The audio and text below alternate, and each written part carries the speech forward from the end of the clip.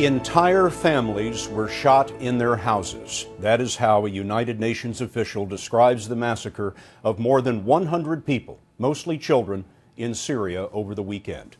Today, the United States and 9 other nations expelled Syrian diplomats from their capitals. The UN's lead negotiator met with the Syrian dictator today and warned that Syria has reached a tipping point. The family of Bashar al-Assad has ruled Syria for 42 years. Last year, a mass uprising started against him. Assad has used his army to shell entire neighborhoods. And that's how Saturday's atrocities started. It's what happened next that makes it the worst war crime yet in the 15-month-old civil war. That's the artillery barrage in a civilian neighborhood outside the city of Hula, close to the center of the anti-Assad uprising. UN observers in Syria report that about 20 people were killed by Assad's artillery, but the massacre came later, at much closer range. We have nothing to show you but the victims. They were shot or stabbed in their homes.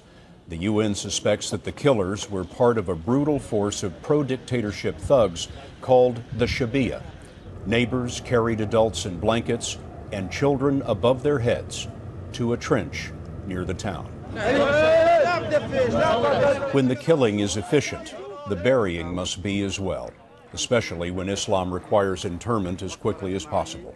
108 people, most women and children. Witnesses report that they were executed, many with gunshot wounds to the head at point-blank range. But the image that struck us was this picture of a man and a girl laid on the hood of a United Nations observer truck. Weeks ago, Syria agreed to a ceasefire and peace plan that was negotiated by Kofi Annan, the former head of the United Nations, but it hasn't worked.